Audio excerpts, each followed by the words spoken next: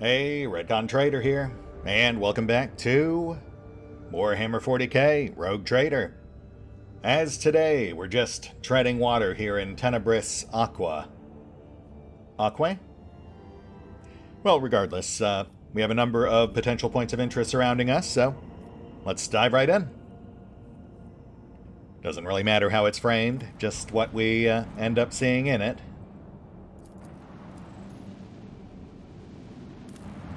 The Mirror. This planet is devoid of even the most primitive forms of life. However, the crew has made quite a strange discovery. A mirror lying right in the center of a huge crater. A completely ordinary mirror in a frame, by all appearances. In pristine condition. And, I mean, obviously, this is bad news, but at the same time, Val is a collector of Xeno relics and corrupted curio, so it would be out of character for him to simply pass this one by. We should at least investigate. The mirror now hangs on the wall in one of the compartments. It looks completely normal. However, only an hour after its arrival, the Voxmaster reports that the shuttle crew that delivered the mirror has disappeared. The people who hung the mirror have also disappeared. Even the enforcer who wandered into the compartment by mistake and stopped to fix his new, non-regulation cravat has vanished without a trace. Okay, that'll do it. Upon further reflection, we have decided to relocate this mirror to the nearest airlock. The team sent to destroy the mirror stopped responding the moment they entered the compartment. Oh, good. Well, perhaps some slightly stronger methods are called for. Deciding that half measures were not enough, the Lord Captain gave the order to blow up the compartment. The demolition team carried out the procedure with pinpoint precision, resulting in minimal damage to the rest of the vessel. However, the pict recorder in the servo skull sent to survey the situation showed that the mirror was not damaged in the slightest, and it was now lying in the cavity left by the explosion. Well, I guess that might help explain the crater on the dead planet. You know what? Trying to get this thing off the ship doesn't really solve the problem. All that does is, at best, put it back in circulation where it can continue to claim new victims. Our ship's like 10 miles long. I think we can sacrifice a room to keep this thing contained.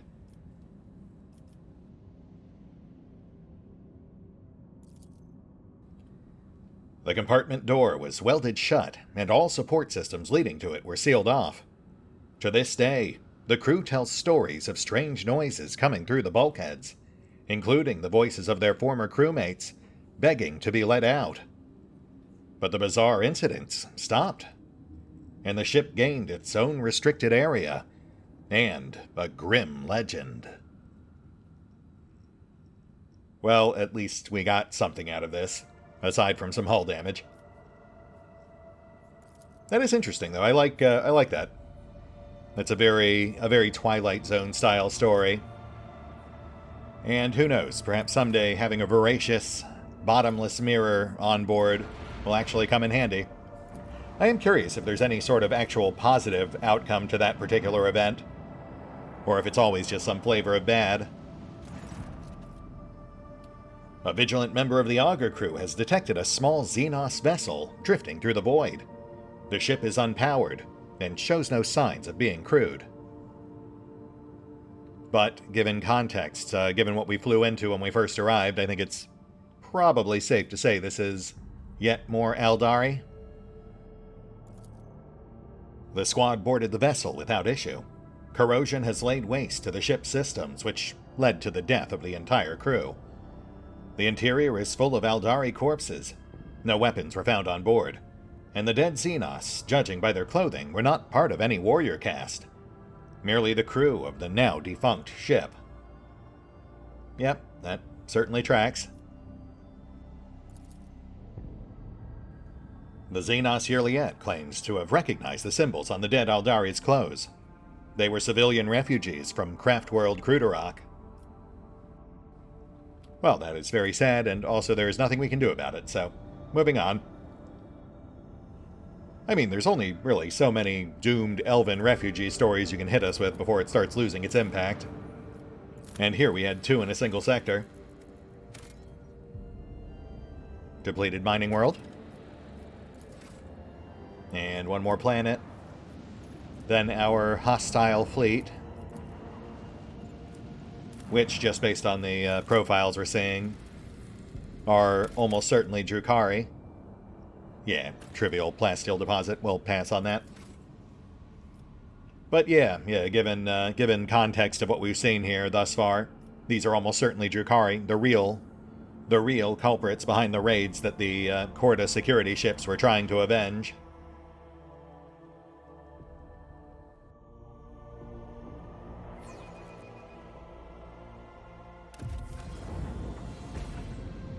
Yep, Drukhari. Again, that does track.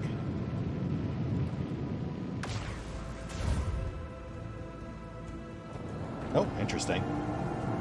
Negligible damage on Sword 4.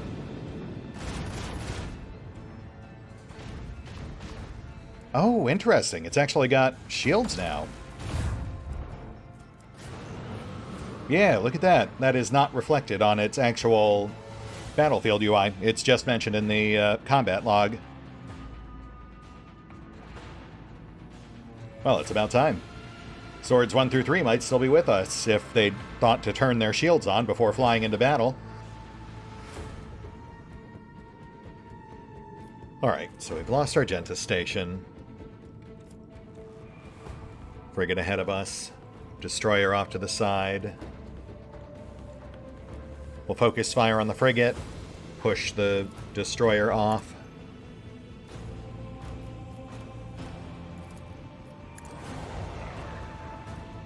Torpedoes shouldn't be a problem. We'll be out of their arc. Let's see how we do with the lances.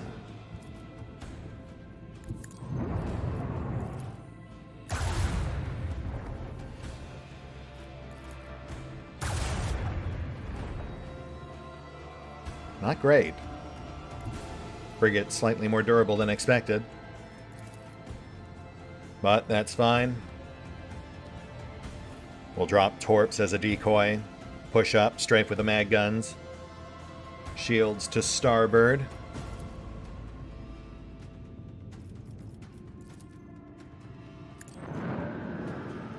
Pardon me, Sword 4. Just passing through.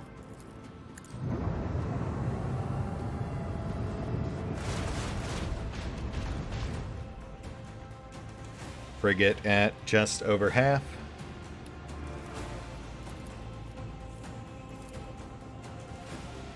And hold.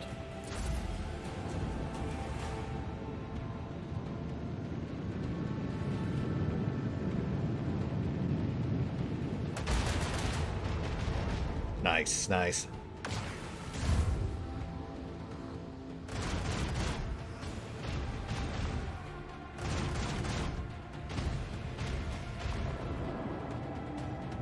Wow, that was pretty rough there, guys.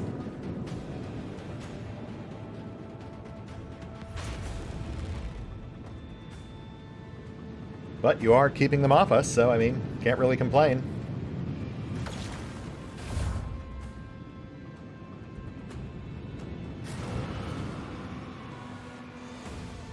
Honestly, just the fact they haven't exploded yet is certainly a step in the right direction.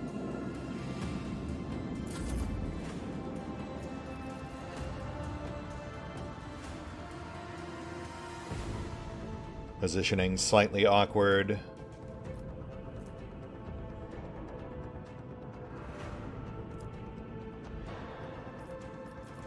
We'll have to do a full bootleg. Yeah, swing around. Put 2 lances into the destroyer.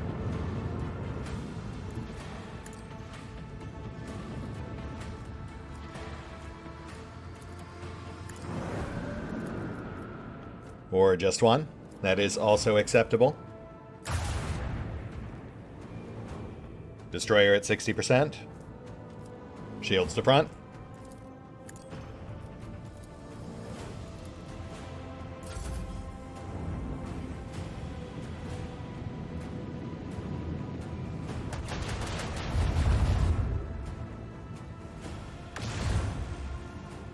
Shields holding.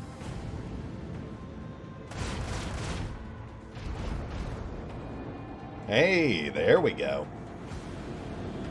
Frigate at 20%. That's actually some halfway decent positioning, too. Not bad, Sword 4.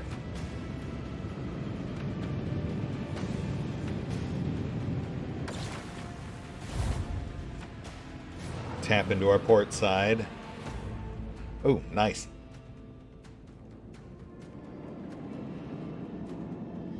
None will lament their demise. And frigate out. Okay, let's wrap this up. Just got to be wary of these last two salvos.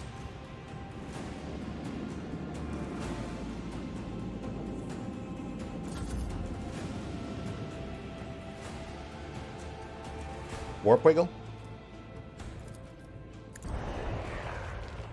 Not quite enough. Let's see.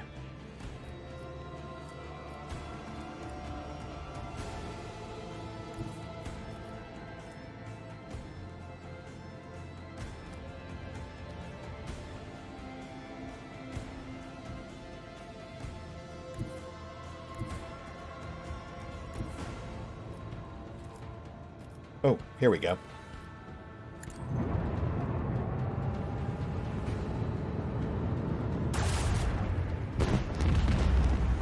And that will do. Now the torps.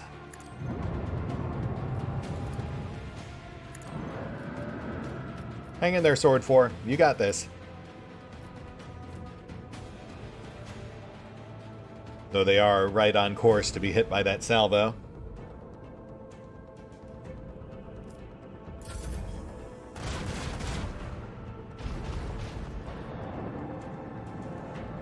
Okay, that's not bad. I mean, positioning still sucks, but half a salvo shouldn't be enough to drop them. In theory. The enemy's void shield has been nullified. Another victory for the Von Valancius dynasty. Yeah, that wasn't bad at all. Sword 4 actually survived. Those shields definitely make a difference, who would have thought? Which means we've now plumbed the depths of Tenebrous Aqua. Time to move on. Oh, actually, we still have to, we have that databank from Kiava Gamma. Yeah, let's scope that out real quick. Then we'll set sail for Adermat 2.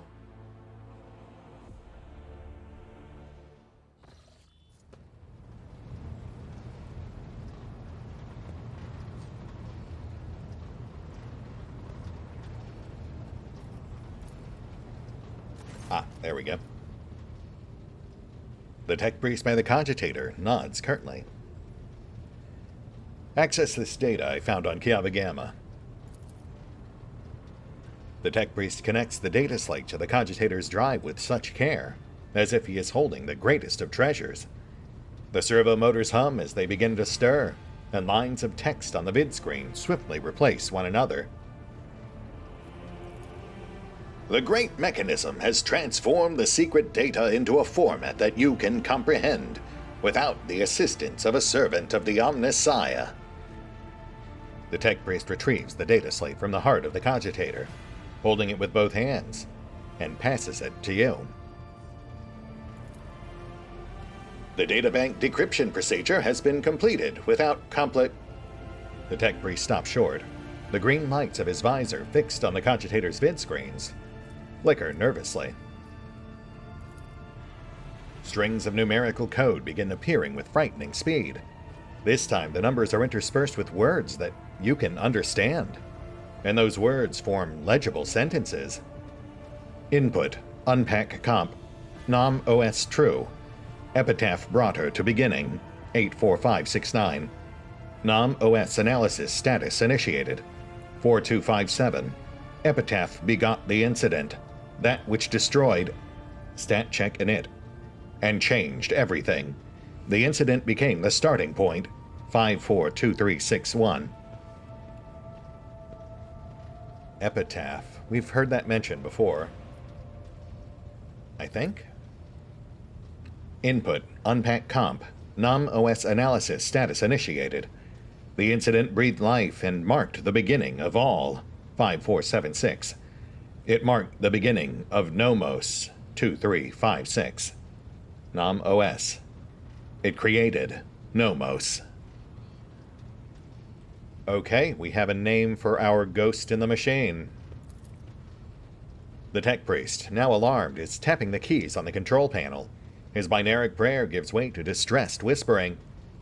Unacceptable deviation, violation of the sacred protocols, possibility of tech heresy. Omnissiah, shield us from all heresy. A few moments later, the vid screens darken and flicker to life again. Input prompt, nom os, alg 52136. What was all that just now? What happened? The imperfections of Vox transmission make the tech priest's voice sound even more worried. A catastrophic mistake. A heinous violation of the purity of the hallowed code. This mechanism is touched by heresy. It is branded and tainted by it. Now the machine spirit produces code as before, and yet... Lord Captain, heed my plea.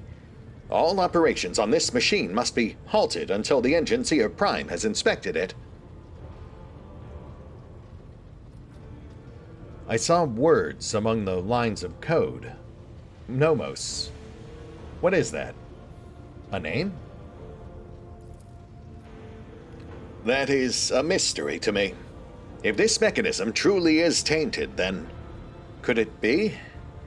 The tech priest's mechadendrites jitter anxiously over the control panel. If heresy truly has taken hold of this machine spirit, and scorned the Omnissiah's every tenet, then the spirit's madness could be such that it has chosen a name for itself. But that is nothing more than my hypothesis. Right. We'll see to it that Pascal inspects this machine. I'd like a full report. The tech priest bows guiltily, and his mechanical voice becomes hollow and dejected. My knowledge is insufficient to cleanse the code of this mechanism. I will inform the esteemed Engineer Prime of this disturbing development. Only he has the power to expel the heresy from this corrupted machine spirit. Yeah, I'm not so sure about that. I mean, he was struggling with it too. Let's get a gander at that document, perhaps glean some more context.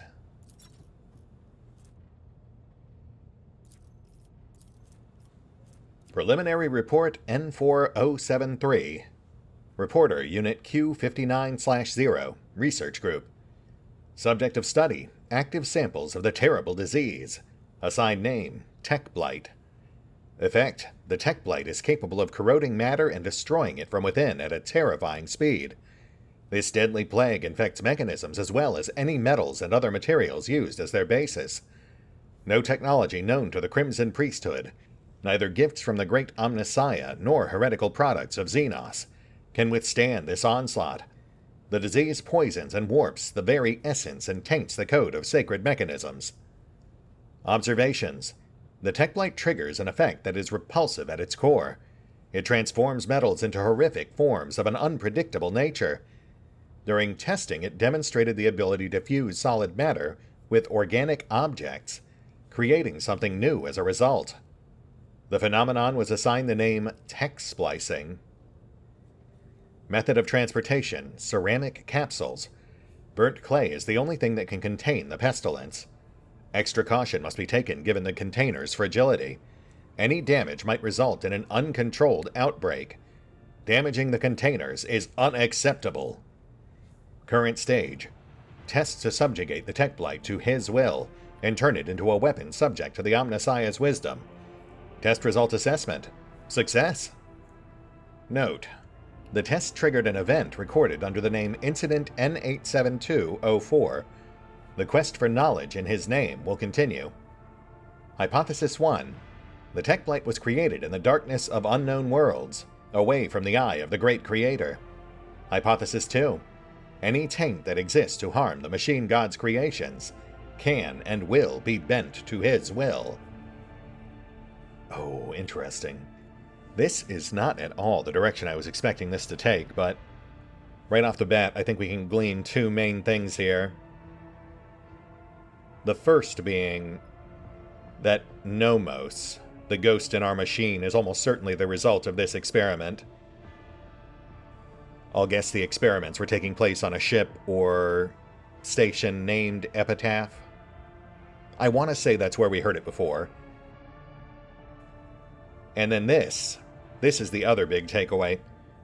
The mention of ceramic capsules being the way that it's supposed to be safely transported, because that could explain the mysterious shards we found on Theodora's desk when we found her in her office. In fact, it might even be the thing that killed her, depending on exactly what form it took, before potentially seeking refuge deep within the ship's system somewhere.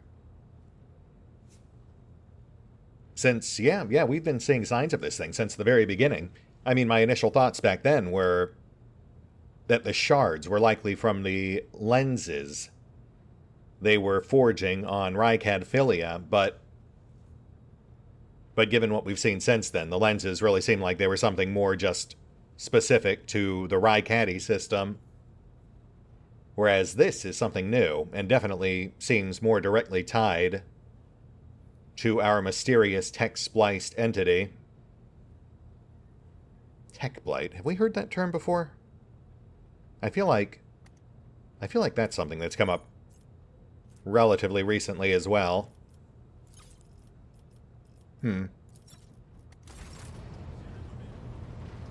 I'll have to review some of our other lore books now that I have some key terms to search for. But, I'll do that off-screen. No need to waste time on it now. Still very, very intriguing. We have a bit more info to go on, some more clues as to Theodora's grand designs, and a whole lot more questions. Oh, wow, okay. Lord Captain, the tech priests have made a sinister discovery on Kiava Gamma. The blasphemous machine built at the behest of the wicked Hubis Delphine. This mechanism is capable of picking up the whispers of the warp. It seems to occasionally transmit a discordant binaric melody into nowhere, but no encrypted data or other threats have been detected. It seems to be a functional side effect of sorts. Of course, the idea of using a machine instead of astropaths to contact the voices of the warp may seem tempting, but this machine is teeming with corruption. Its fuel tanks are satiated with the liquefied souls of your subjects. It has enough for now, but someday it will have to be refilled. Ooh, interesting. So a mechanical means of tapping into the void. Perhaps we found what drove him so hopelessly insane. A machine that contacts the void, like an astropath? How is that even possible? Defying the dictums of the Omnissiah, the heretic had entered into a dangerous field of experimentation with the warp technology. It is a dangerous knowledge, but the ancient and incredibly complex vox core of the mechanism is much older than Delphine was. He had probably found it here and made use of it to fulfill his needs. Right, okay, so there you go. He found this mysterious vox core, and then used it in his experiments, and, it ultimately corrupted him. Not that it really makes much difference at this point, but, always nice to fill in some gaps. Our astropath networks have been struggling lately. What are the risks if we put this thing to use? Typical of contact with the Immaterium. It intercepts information from the warp, which puts the minds and souls of the staff serving the machine in jeopardy. The warp is treacherous. Right. And what says my retinue? Though I can probably guess. On behalf of the Inquisition, I hereby declare a ban on any contact with this device. It must be removed and given to our acolytes. Normally that would be all, but I will explain further, out of respect for you. The Inquisition can reap benefits from this heretical machine. Our trained acolytes are able to carry a vigil near it, carefully listening to the dark whispers of the spirits of the Immaterium without succumbing to their corruption. We could discover their plans, and warn the rogue trader whenever any threat would loom over his domain. Okay, I mean, honestly, that doesn't sound bad at all. Letting the Inquisition take all the risk whilst we reap the potential benefits. I also appreciate that he actually explained why they want it and offered compensation. The daemons want us to hear their vile speeches? Let them hear our righteous cry. Valen, let me summon the most zealous preachers who would dedicate their lives and zeal to reading a litany of fury and rage to this machine. Let the inhabitants of the warp hear us and fear us. Literally screaming into the void. Yeah, that does seem on brand. Thank you, Argenta. This blasphemous creation has to be anathematized and deconstructed. In the name of total knowledge acquisition, the principles of its work must be inspected beforehand in great secrecy, requesting the right to investigate the heretical device before disposing of it. Yep, that makes sense. So handing it off to Heinrichs gets a security and otherworldly observer, which unfortunately we still can't see the actual effects of.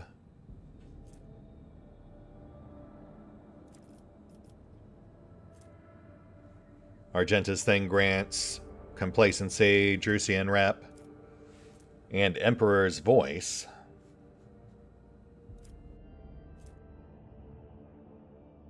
Using it in place of our astropathic choir actually grants security and efficiency. Which is tempting, but, I mean, I have to imagine there's some sort of long-term complications there. And then Pascal essentially just offers us a safer way to destroy it, which grants us an item, but I have no idea what it does. Honestly, while it does go a bit against the grain, I feel like Heinrichs actually made the most sensible offer here. I mean, Heinrichs did make a good impression during our run on Kiava Gamma. Might as well toss him a bone. Plus, you know, he already knows we have it. No point in trying to hide it from him. Especially not when he's literally offering to use it on our behalf. Alright, Heinrichs. It's all yours. Don't make me regret this. Thank you for your cooperation. The squad of the Inquisition's acolytes secretly requisitioned the desecrated machine.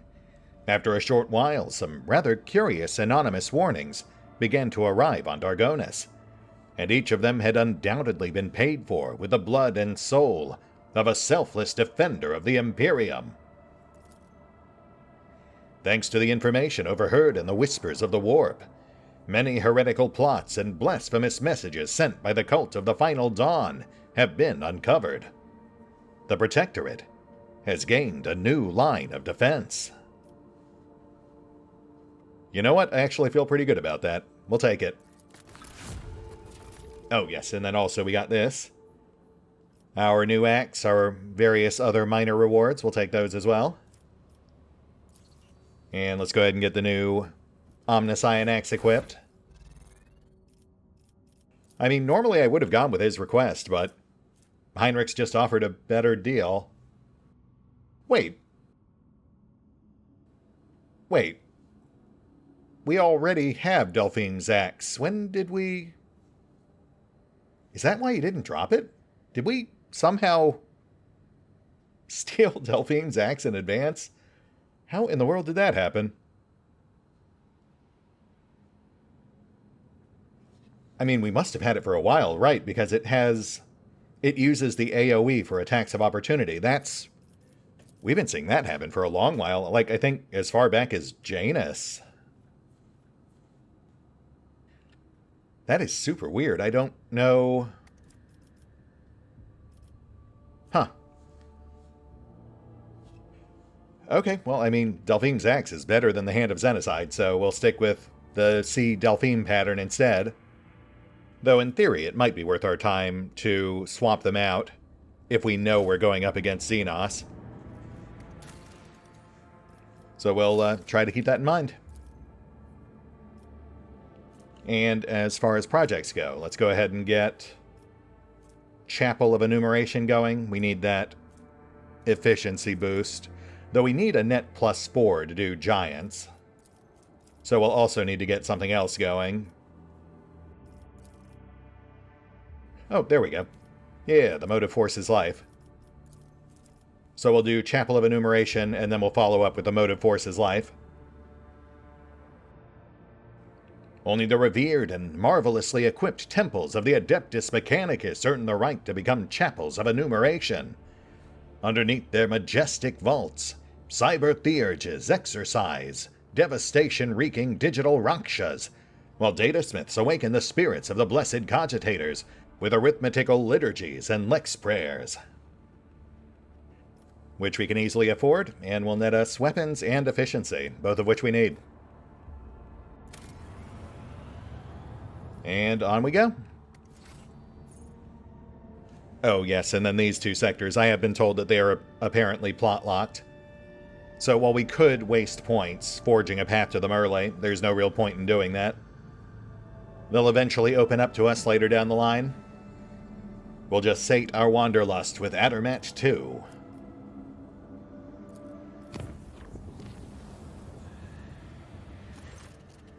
The clan servicing the cooling systems have reported an incident of sorcery. The shadows have once more come to life and prey upon the unwary.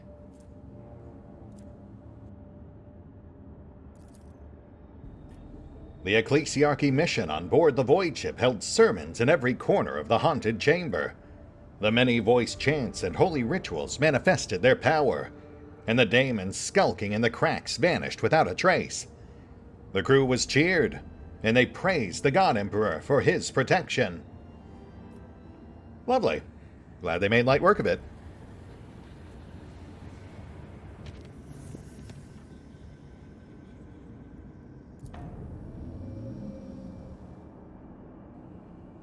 There's our route to Porta Septentum.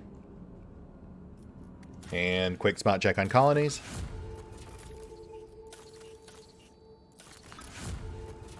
Oh, wow. Okay. My goodness. Starting to seem like that efficiency might actually be overkill. We are burning through these projects. But let's keep it going. The motive force is life. Kiava Gamma is sufficiently advanced and well defended to have the honor of hosting an Electro-Priest monastery, lighting up the sky with a mighty magnetic radiance. This formidable power complex will pour thousands of gigawatts of the blessed motive force on the planet's manufactorums, which will grant us an instability detonator. +5 tech use. And some sort of crazy bonkers DOT conversion attack ability, which I will probably never use. Plus profit and Explorator's rep and efficiency. Yeah, we'll do it. Goodness knows we can certainly afford it. Though it's almost comical now how far over the top we are for the Act 2 limit on Explorator rep. Oh, Recolager's Plot. I do remember that one. We're definitely doing that.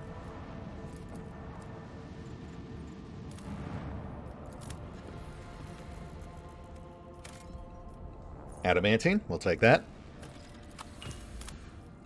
But let's not lose the plot. I think we've got time for this. But, you know, if we run a little long, that's fine too. The starship that once traveled the galaxy is now suspended in the silent void, like the gnawed carcass of a giant monster. When the rogue trader's flagship approaches, the Voxmaster reports an incoming message. The colony of Imperial loyalists that made their home in the bowels of the ship welcomes the Lord Captain. That is new. Back in Alpha, it was just presented as a landing site. I do like that they give you a proper welcome now. If I recall correctly, this is a lovely bit of world building, along with some fairly easy loot, so yeah, it makes a nice end cap for the episode.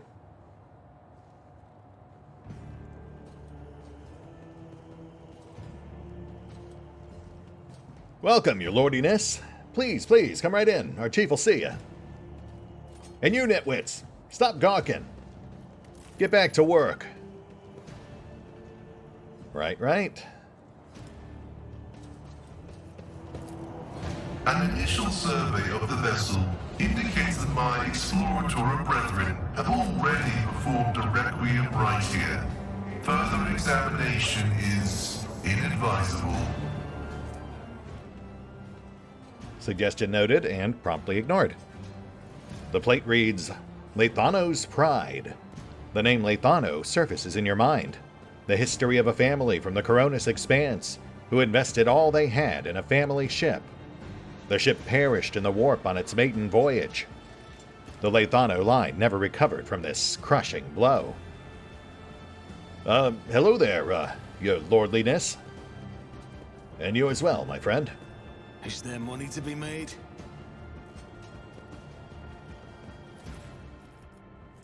Nice, yes. We can always use more cargo. Lordiness, that's just rubbish. Now why would you want to go through it, eh? How far we have fallen.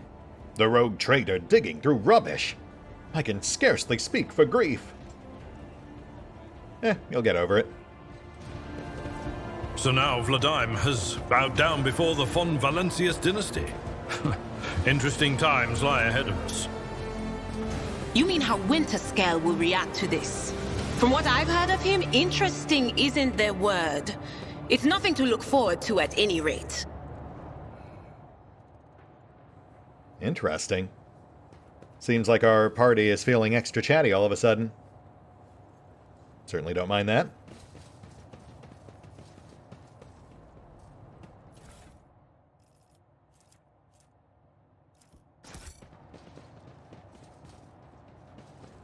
I mean, look, if they actually had like a public presence factor or something that was actively diminished by doing things like this, I might not do it. But they do not. So a shameless looter I remain.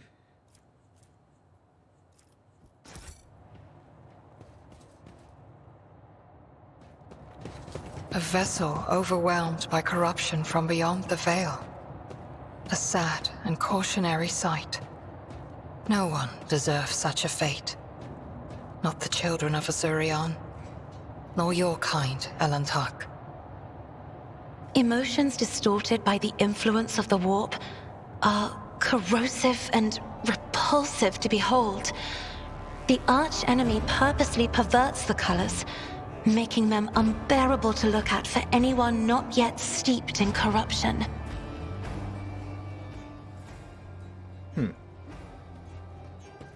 Actually, I really do like that they keep talking. More banter, please.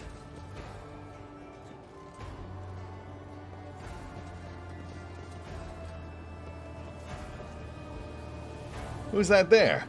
Looks real noble-like. Noble indeed, my friend. Pardon me, just helping myself to your lowly goods.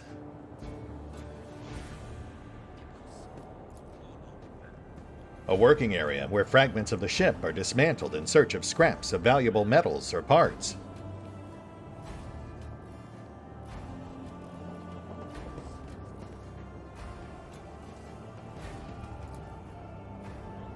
A dump site of cut pieces of metal and other materials, probably from clearing out a path deeper into the ship.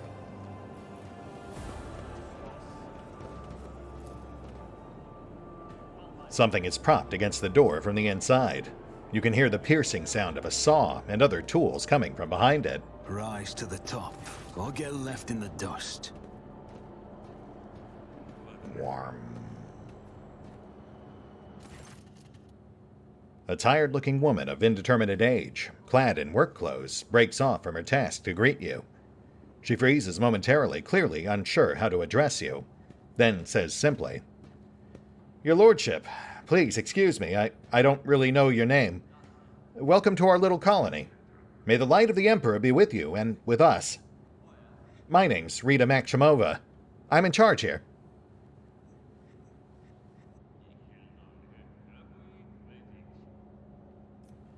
A pleasure to meet you, Rita. I'm rogue trader Valen von Valancius. So what exactly is going on here? Oh, well, we just call ourselves Rita's crew, and this place is Rita's camp. That's it. We're ecologers, scavengers in common terms. She does not speak the word scavengers with any kind of disdain. On the contrary, there is dignity in her voice, the kind with which one would announce their affiliation with a respected guild or family. Tossing a glance at Pascal, she grimly adds, "And our work is all legal, even though your brethren have no liking for us." Pascal stares dispassionately at Rita with a hint of disgust. Evidently, he has not even considered the possibility that replying to this creature's words could be anything other than heresy. Right, so what exactly is it you do here? Well, right now, we're gutting this old heap of junk, slowly but surely. That's a recologer's life for you. They drop us off at some decrepit station or an ancient battlefield, and we just sit there for years on end. We look for work in tech or valuable materials, or whatever else might be useful. If we find anything, we sell it to passing ships. Not the easiest job out there. These wrecks are chock full of all kinds of dangers. But, and I swear it on my plasma torch, it's an exciting one to be sure. This little bird's got all kinds of bells and whistles. Most of the tech is dead, but we do find work in pieces now and again. We spent 2 whole months clearing out this shaft we found. Finished just 3 days ago, actually. And we found this thing. A bit weird looking, but still functional. Rita's expression brightens a little. Perhaps your lordship would like to buy this component from us? I'll bet that big ship you've got could get plenty of use out of it. Pascal's Vox crackles to life. Imperiously, he tells her, "Present the object, laywoman." But curiosity creeps into his voice nonetheless. Sure, my friend's attitude aside, I actually appreciate the work you do. I'd be happy to support it. Well, ain't that something? The Emperor himself must have smiled upon us. Rita makes a triumphant gesture. I mean, thank you, your lordship. You'll be pleased with the results. Oh, okay, so just 30% fuel cargo and a chunk of XP? Well, sure, we'll take that. Especially since I'm not seeing any actual cost there. Her mood visibly improves. You know, your lordship, it's kind of embarrassing to offer you this, but over in that corner there, we keep things we don't rightly understand or can't really use. You could send some of your people to check it out if you'd like. Clearly, you know more about this stuff than us. You might find something useful. I will certainly do that. So, tell me more about yourself, Rita. You have your own ship? No, not even close. A luxury like that. You could count the recollegers who got their own ship on one hand. An old worker's hand that got sucked into machinery 3 times and slashed by a plasma cutter twice. We fly with whoever, mostly just taking our chances. Sometimes we hitch a ride on the promise that we'll pay with what we find later. Other times we find some other means. Risky business, obviously. 5 or so years back, a crew got dropped off at an abandoned station, but something wasn't right with the life support systems. The ship came back to pick them up 2 years later, and found nothing but bodies.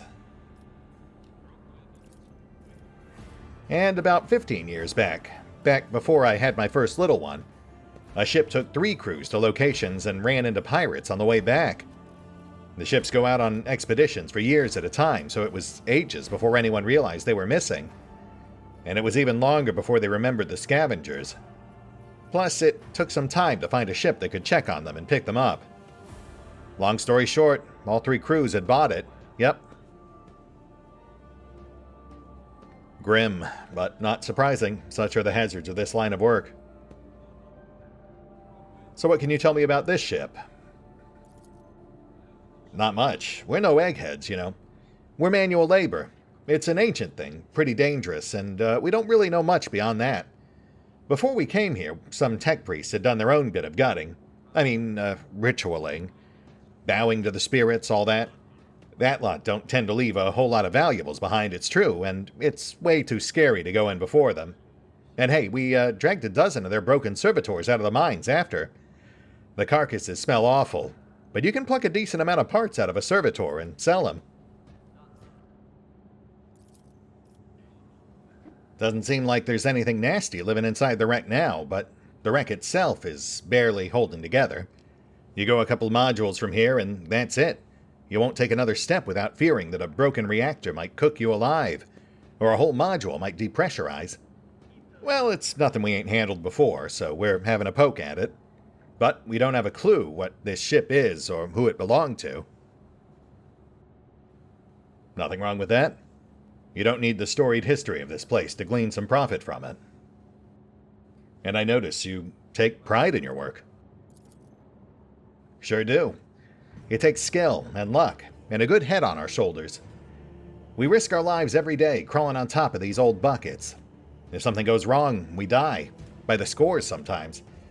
One moment we're there, the next we're gone, kind of like worker ants. But you know what, your lordship? Our job also has something, how should I put it? Poetical about it. Do tell. I hope you don't judge me too harshly and don't take it as insolence. But some people, even big people like you, think too highly of themselves. Let's say your ship hops into the warp someday and doesn't hop out of it in time. And around 1,000 years later, another gal like myself, who needs to feed her 3 ankle biters somehow, will be rifling through your remains, looking for anything good. That's just the nature of things. Each of us comes and goes, but the way the world works stays the same. We all have our lot in life, and mine is just as good as any other.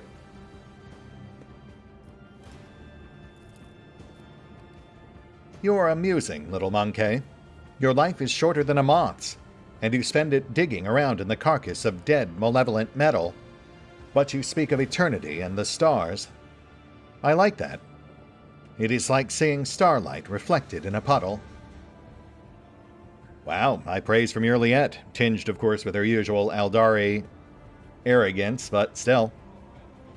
And yeah, I can't really disagree. I really do like Rita here. You're right, that is poetical, though I like to imagine that things can change for the better. With time. Those are some big things you're talking about, way out of my depth. Change for the better? Heck, that'd be nice. Rita pauses to think. If I was younger and I didn't have 3 youngsters back home, maybe I would dream about stuff like that too. But as it is, I've got no time for dreaming. I've got to work. Ooh, too real. You know, I could use people like you. Why not come with me? I can put your skills to better use. But this is our whole livelihood, your lordship. You take us from here, and what are we going to do? Sit in some hold, slaving away? Here we've got our own colony, our own operation. No, this is our path, and we won't stray from it. Fair enough.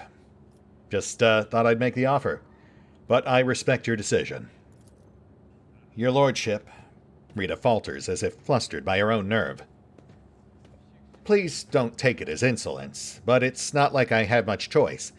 It's not often that we get well-stocked ships around here, and we could certainly use more provisions and some warm clothes. If it's something you'd be willing to provide, we would gladly barter for it, with whatever we can dig up inside this here ship. It's just a respectful offer of fair trade. She bows slightly before stepping aside. Of course, I'd be happy to. We'll just assume we pay them for anything we take.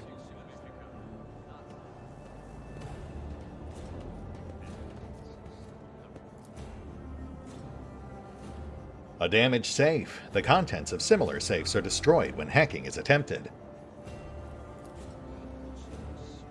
You should not try to open it just like that, but something from the environment could help. A small selection of valuable finds, carefully sorted and packed. The simple machinery and tools look a little worn, but well maintained.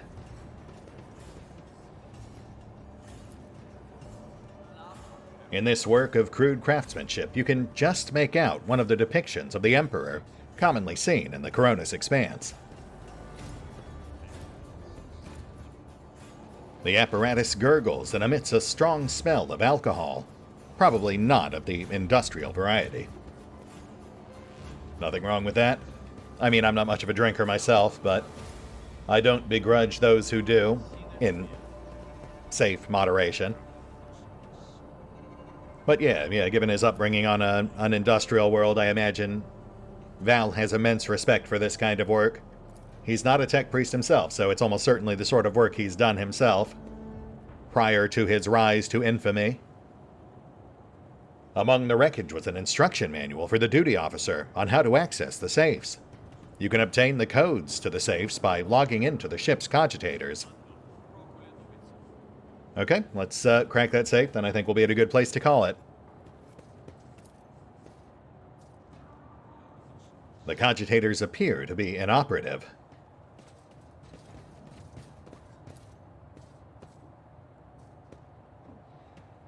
Also, this one.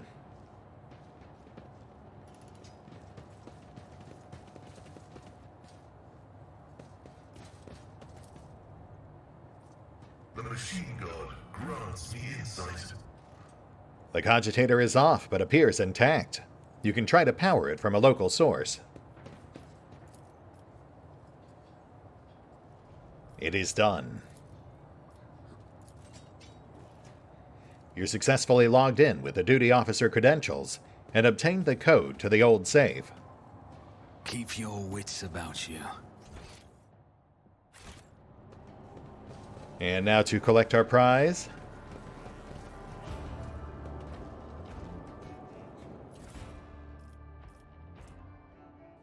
The Fractal Blade. Decent damage, solid armor pen, and plus 25% to parry, which is fantastic, but also requires Aeldari weapon proficiency. Though, for plus 25% parry, I might seriously consider that for Abby. And then a Camelioline cloak, which Valen is actually already wearing, but that might be good for Yurliet. Okay, not bad. Well, I'll be. They opened it. Must be nice to be learned. We never would have cracked it. Oh, don't sell yourself short. Seems like you're doing just fine out here, all things considered. And I guess we're done. Though I do notice she did not make the offer she made back in Alpha. I think back in Alpha, while she would reject your offer to give her another job or take her somewhere else, she would give you the standing offer to let you transport her to other hulks that she and her crew could salvage for you. I imagine back then the idea was that, given the number of hulks you find early game, that you could take them around and have them salvage the various ships for you for extra profit factor or to glean special prizes or cargo. Something which obviously seems to have since fallen by the wayside. which is a shame. That would have been fun. I'm obviously a huge fan of scavenging games or scavenging mechanics. So, that in part is why I really appreciate this particular encounter. You know, it can't all be grimdark nightmares and epic adventures. I really appreciate this sort of solid world building that kind of helps you understand the day-to-day activities of the common folk who actually help the Imperium operate on a day-to-day basis, aside from just fighting Xenos in the far-flung corners of the galaxy. Anyway, a nice little slice-of-life story in an otherwise grimdark universe. That's it. We'll hit the pause button for now. I'll take care of the usual bookkeeping off-screen, and we will pick up here next time, as the shadows in the void draw ever closer. See you then.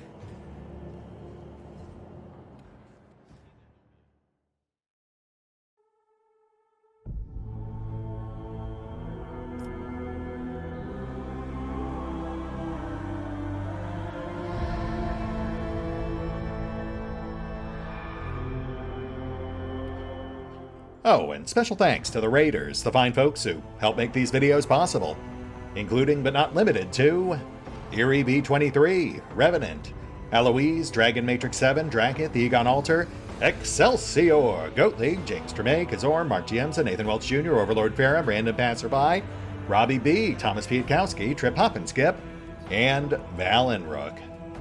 Thanks for your support, guys. That said, if you'd also like to help support the channel, then feel free to push the buttons that do the things. Trust me, it does make a difference. Or you could even check out the PayPal, the Patreon, the Nexus GG, or the YouTube memberships.